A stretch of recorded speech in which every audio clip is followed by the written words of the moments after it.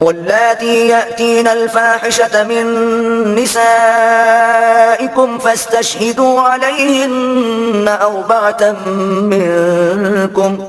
فإن شهدوا فأمسكوهن في البيوت حتى يتوفاهن الموت أو يجعل الله لهن سبيلا۔ اور تمہاری عورتوں میں سے جو بدکاری کا ارتکاب کر بیٹھیں تو ان پر اپنے لوگوں میں سے 4 مردوں کی گواہی طلب کرو، پھر اگر وہ گواہی دے دیں تو ان عورتوں کو گھروں میں بند کر دو یہاں تک کہ موت ان کے عرصہ حیات کو پورا کر دے یا اللہ ان کے لیے کوئی راہ یعنی نیا حکم مقرر فرما دے۔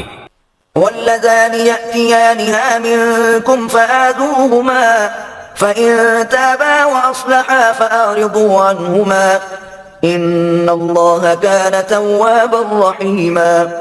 اور تم میں سے جو بھی کوئی بدکاری کا ارتکاب کریں تو ان دونوں کو ایذا پہنچاؤ، پھر اگر وہ توبہ کر لیں اور اپنی اصلاح کر لیں تو انہیں سزا دینے سے گریز کرو، بے شک اللہ بڑا توبہ قبول فرمانے والا مہربان ہے۔ إنما التوبة على الله للذين يعملون السوء بجهالة ثم يتوبون من قريب فأولئك يتوب الله عليهم وكان الله عليما حكيما۔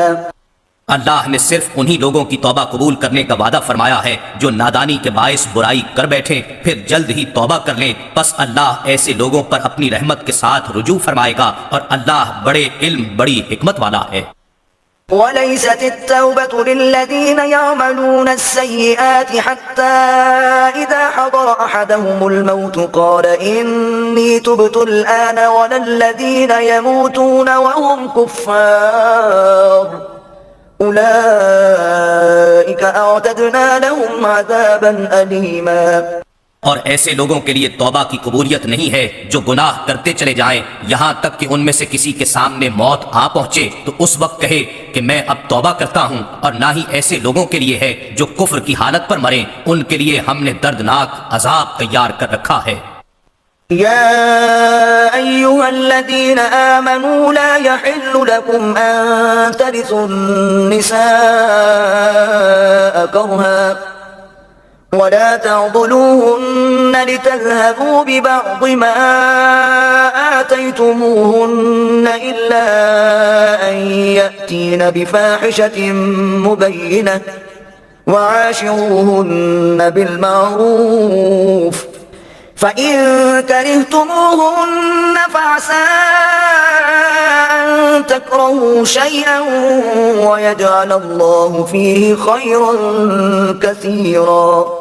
اے ایمان والو، تمہارے لیے یہ حلال نہیں کہ تم زبردستی عورتوں کے وارث بن جاؤ اور انہیں اس غرض سے نہ روک رکھو کہ جو مال تم نے انہیں دیا تھا اس میں سے کچھ واپس لے جاؤ، سوائے اس کے کہ وہ کھلی بدکاری کی مرتکب ہوں، اور ان کے ساتھ اچھے طریقے سے برتاؤ کرو، پھر اگر تم انہیں ناپسند کرتے ہو تو ممکن ہے کہ تم کسی چیز کو ناپسند کرو اور اللہ اس میں بہت سی بھلائی رکھتے۔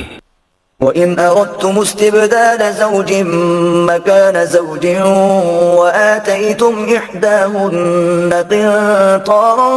فَلَا تَأْخُذُوا مِنْهُ شَيْئًا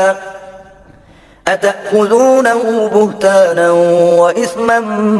مُّبِينًا۔